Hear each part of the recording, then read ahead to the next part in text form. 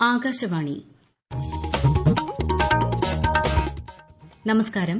പ്രാദേശിക വാർത്തകൾ വായിക്കുന്നത് സോഫിയ ഡാനിയൽ.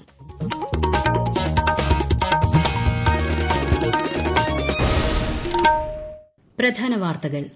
രാഷ്ട്രപതി ദ്രൌപദി മുർമുവിന്റെ മഹാരാഷ്ട്ര, ഝാർഖണ്ഡ്, രാജസ്ഥാൻ സന്ദർശനം ഇന്നാരംഭിക്കും. കേന്ദ്ര തിരഞ്ഞെടുപ്പ് കമ്മീഷൻ സംഘടിപ്പിക്കുന്ന ദേശീയ വട്ടമേശ സമ്മേളനത്തിന് തുടക്കമായി. ജനാധിപത്യത്തിന്റെ അടിസ്ഥാന ശിലയാണ് കുറ്റമറ്റ വോട്ടർ പട്ടികയെന്ന് മുഖ്യ തിരഞ്ഞെടുപ്പ് കമ്മീഷണർ ഗ്യാനേഷ് കുമാർ. 15ാം കേരള നിയമസഭയുടെ 16ാം സമ്മേളനം അനിശ്ചിതകാലത്തേക്ക് പിരിഞ്ഞു. ഇന്നും പ്രതിപക്ഷ ബഹിഷ്കരണം.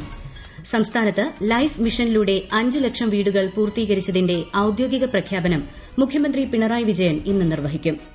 കോഴിക്കോട് വലിയങ്ങാടി അപകടത്തിനിരയായവർക്ക് നഗരസഭ ധനസഹായം പ്രഖ്യാപിച്ചു. അപകടം അന്വേഷിക്കുമെന്ന് മേയർ. T20 ക്രിക്കറ്റ് ലോകകപ്പിൽ ഇംഗ്ലണ്ട് ഇന്ന് പാകിസ്ഥാനെ നേരിടും. വാർത്തകൾ വിശദമായി. രാഷ്ട്രപതി ദ്രൌപദി മുർമുവിന്റെ 4 ദിവസത്തെ മഹാരാഷ്ട്ര, ഝാർഖണ്ഡ്, രാജസ്ഥാൻ സന്ദർശനം ഇന്ന് ആരംഭിക്കും. മുംബൈ PD ഹിന്ദുജ ആശുപത്രിയിൽ നടക്കുന്ന ചടങ്ങിൽ ജീവൻ രക്ഷയിലൂടെ ആരോഗ്യകരമായ ഭാരതം എന്ന ദേശവ്യാപക പ്രചാരണ യജ്ഞത്തിന് ശ്രീമതി മുർമു ഇന്ന് തുടക്കം കുറിക്കും. നാളെ ബുൽധാനയിലും നാഗ്പൂരിലും വ്യാഴാഴ്ച ജംഷഡ്പൂരിലും സംഘടിപ്പിക്കുന്ന പൊതുപരിപാടികളിലും രാഷ്ട്രപതി പങ്കെടുക്കും. കേന്ദ്ര തിരഞ്ഞെടുപ്പ് കമ്മീഷൻ സംഘടിപ്പിക്കുന്ന ദേശീയ വട്ടമേശ സമ്മേളനത്തിന് തുടക്കമായി. ന്യൂഡൽഹിയിലെ ഭാരത് മണ്ഡപത്തിൽ മുഖ്യ തിരഞ്ഞെടുപ്പ് കമ്മീഷണർ ഗ്യാനേഷ് കുമാറിന്റെ അധ്യക്ഷതയിലാണ് യോഗം നടക്കുന്നത്. ജനാധിപത്യത്തിന്റെ അടിസ്ഥാന ശിലയാണ് കുറ്റമറ്റ വോട്ടർ പട്ടികയെന്ന് മുഖ്യ തിരഞ്ഞെടുപ്പ് കമ്മീഷണർ പറഞ്ഞു. 12ൽ 11 സംസ്ഥാനങ്ങളിലും SIRന്റെ അന്തിമ വോട്ടർ പട്ടിക പ്രസിദ്ധീകരിച്ചതായും ശ്രീ ഗ്യാനേഷ് കുമാർ പറഞ്ഞു. തിരഞ്ഞെടുപ്പ് കമ്മീഷണർമാരായ സുഖ്ബീർ സിംഗ് സന്ധു, വിവേക് ജോഷി തുടങ്ങിയവരും പരിപാടിയിൽ പങ്കെടുക്കുന്നുണ്ട്. 27 വർഷത്തെ ഇടവേളയ്ക്ക് ശേഷമാണ് സംസ്ഥാന തിരഞ്ഞെടുപ്പ് കമ്മീഷണർമാർക്ക് വേണ്ടി സമ്മേളനം സംഘടിപ്പിക്കുന്നത്. 15ാം കേരള നിയമസഭയുടെ 16ാം സമ്മേളനം അനിശ്ചിതകാലത്തേക്ക് പിരിഞ്ഞു. നിയമസഭാ സമ്മേളനം അവസാനിപ്പിക്കണമെന്നാവശ്യപ്പെട്ട് മുഖ്യമന്ത്രി പിണറായി വിജയൻ അവതരിപ്പിച്ച പ്രമേയം പ്രതിപക്ഷത്തിന്റെ അഭാവത്തിൽ സഭ അംഗീകരിച്ചു. വിശദാംശങ്ങളുമായി ആകാശവാണി ലേഖകൻ സ്മിതി M. പള്ളുരുത്തി.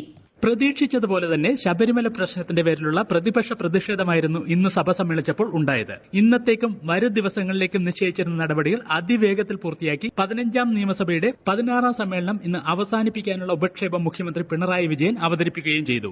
ഈ സമ്മേളനം അവസാനിപ്പിക്കാനുള്ള പ്രമേയം അവതരിപ്പിക്കുമ്പോൾ 15ാം കേരള നിയമസഭയുടെ അവസാനത്തെ ദിവസമായിട്ടാണ് വരാനിട. ചരിത്രപ്രസിദ്ധമായ ഒട്ടേറെ ബില്ലുകൾ, ഏറ്റവും ഒടുവിൽ ആക്ടിവിറ്റി, നമ്മുടെ രാജ്യത്ത് വലിയ തോതിൽ ഒരു വിഭാഗം ആളുകളിൽ ആശങ്ക നിലനിൽക്കുന്ന ഒരു കാലമാണ്. കേരളത്തിന്റെ മക്കൾക്ക് ഒരാശങ്കയും വേണ്ട. അവരുടെ കയ്യിൽ നാറ്റിവിറ്റി കാർഡുണ്ടോ? ആർക്കും അത് നിഷേധിക്കാനാകില്ല.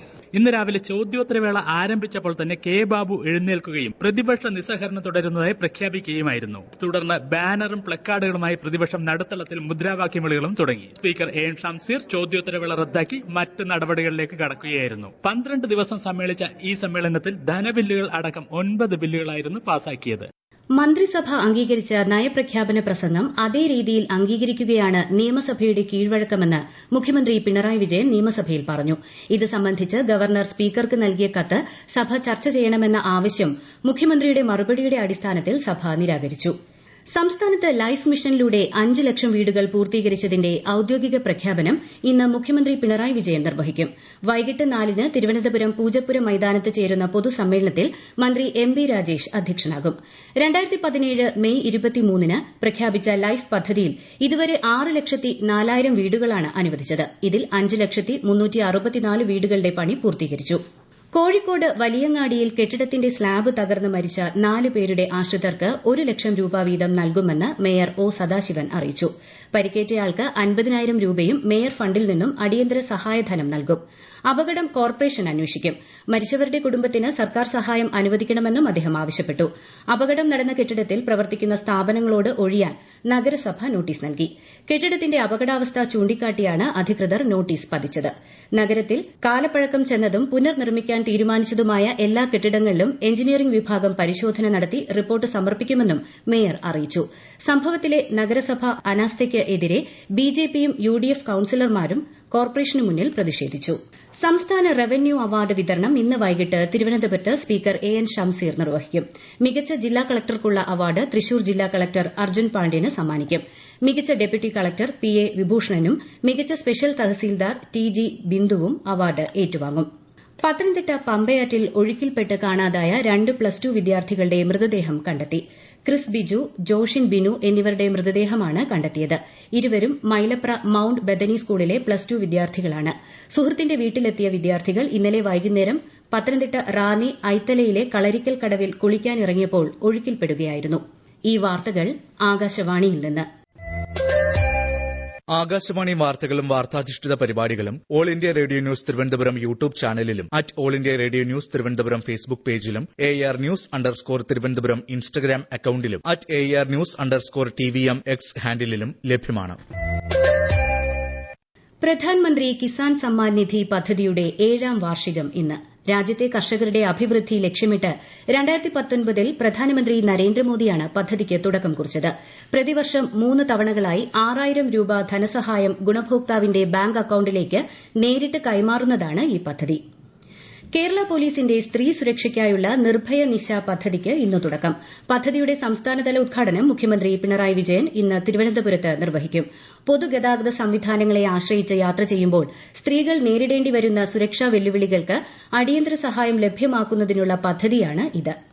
മാലിന്യമുക്ത കേരളമെന്ന് പ്രഖ്യാപിച്ചെങ്കിലും പ്രദർശന വിപണന മേളകൾക്ക് മോടി കൂട്ടാൻ അജൈവ മാലിന്യമാകുന്ന വസ്തുക്കൾ ഉപയോഗിക്കുന്നതിന് മാറ്റം വന്നിട്ടില്ല. സംസ്ഥാന ക്ഷീരവികസന വകുപ്പ് ജനുവരിയിൽ കൊല്ലം ആശ്രാമം മൈതാനത്ത് സംഘടിപ്പിച്ച സംഗമത്തിന് ഉപയോഗിച്ച ഇത്തരം വസ്തുക്കൾ പരിസ്ഥിതിക്കും പ്രദേശവാസികൾക്കും ഭീഷണിയാകുന്നു. വിശദാംശങ്ങളുമായി ആകാശവാണി കൊല്ലം ജില്ലാ പ്രതിനിധി നീരജ് ലാൽ.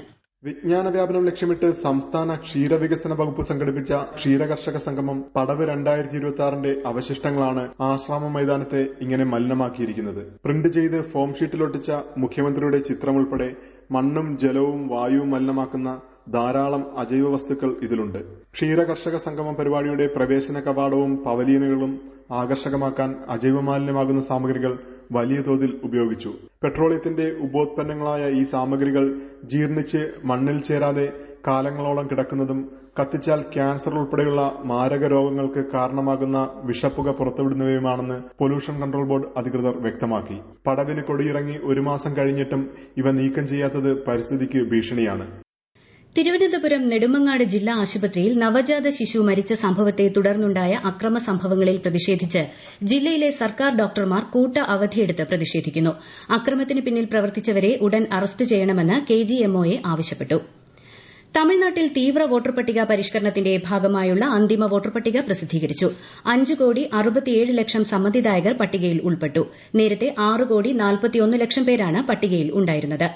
സംസ്ഥാനത്ത് ഈ വർഷം ജനുവരി 1-ന് 18 വയസ്സ് പൂർത്തിയായി തീവ്ര വോട്ടർ പട്ടിക പരിഷ്കരണ സമയത്ത് പേര് ചേർക്കാൻ സാധിക്കാത്തവർക്ക് പട്ടികയിൽ പേര് ചേർക്കാൻ അവസരമുണ്ട്. voters.eci.gov.in എന്ന വെബ്സൈറ്റിലൂടെയോ ECI നെറ്റ് മൊബൈൽ ആപ്പ് വഴിയോ ബന്ധപ്പെട്ട ബൂത്ത് ലെവൽ ഓഫീസർ വഴിയോ അപേക്ഷിക്കാവുന്നതാണ്.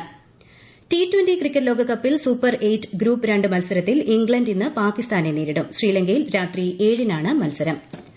ഇന്ത്യ ഓസ്ട്രേലിയ വനിതാ ക്രിക്കറ്റ് ഏകദിന പരമ്പരയ്ക്ക് തുടക്കമായി. ബ്രിസ്ബെയിൽ നടക്കുന്ന ആദ്യ മത്സരത്തിൽ ടോസ് നേടിയ ഇന്ത്യ ബാറ്റിംഗ് തെരഞ്ഞെടുത്തു. ഒടുവിൽ വിവരം ലഭിക്കുമ്പോൾ ഇന്ത്യ 8 വിക്കറ്റ് നഷ്ടത്തിൽ 196 റൺ എടുത്തിട്ടുണ്ട്. തിരുവനന്തപുരം നഗരസഭയുടെ 2026-27 സാമ്പത്തിക വർഷത്തെ ബജറ്റ് ഡെപ്യൂട്ടി മേയർ ആശാനാഥ് അവതരിപ്പിച്ചു. BJP ഭരണസമിതിയുടെ കന്നി ബജറ്റാണിത്. തിരുവനന്തപുരം നഗരസഭയുടെ സാമ്പത്തിക സ്ഥിരത ഉറപ്പാക്കുന്നതിനുള്ള വിപുലമായ പരിപാടികൾ അവതരിപ്പിക്കുമെന്ന് ആമുഖ ഭാഷണം നടത്തിയ മേയർ VV രാജേഷ് പറഞ്ഞു.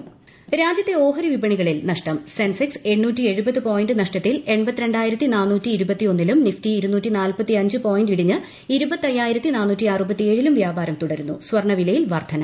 പ്രധാന വാർത്തകൾ വീണ്ടും. രാഷ്ട്രപതി ദ്രൌപതി മുർമുവിന്റെ മഹാരാഷ്ട്ര, ഝാർഖണ്ഡ്, രാജസ്ഥാൻ സന്ദർശനം ഇന്ന് ആരംഭിക്കും. കേന്ദ്ര തിരഞ്ഞെടുപ്പ് കമ്മീഷൻ സംഘടിപ്പിക്കുന്ന ദേശീയ വട്ടമേശ സമ്മേളനത്തിന് തുടക്കമായി. ജനാധിപത്യത്തിന്റെ അടിസ്ഥാനശിലയാണ് കുറ്റമറ്റ വോട്ടർ പട്ടികയെന്ന് മുഖ്യ തിരഞ്ഞെടുപ്പ് കമ്മീഷണർ ഗ്യാനേഷ് കുമാർ. 15ാം കേരള നിയമസഭയുടെ 16ാം സമ്മേളനം അനിശ്ചിതകാലത്തേക്ക് പിരിഞ്ഞു. ഇന്നും പ്രതിപക്ഷ ബഹിഷ്കരണം. സംസ്ഥാനത്ത് ലൈഫ് മിഷനിലൂടെ 5 ലക്ഷം വീടുകൾ പൂർത്തീകരിച്ചതിന്റെ ഔദ്യോഗിക പ്രഖ്യാപനം മുഖ്യമന്ത്രി പിണറായി വിജയൻ ഇന്ന് നിർവഹിക്കും. കോഴിക്കോട് വലിയങ്ങാടി അപകടത്തിനിരയായവർക്ക് നഗരസഭ ധനസഹായം പ്രഖ്യാപിച്ചു. അപകടം അന്വേഷിക്കുമെന്ന് മേയർ. T20 ക്രിക്കറ്റ് ലോകകപ്പിൽ ഇംഗ്ലണ്ട് ഇന്ന് പാകിസ്ഥാനെ നേരിടും. പ്രാദേശിക വാർത്തകൾ കഴിഞ്ഞു. അടുത്ത വാർത്താ പ്രക്ഷേപണം 12:50-ന്.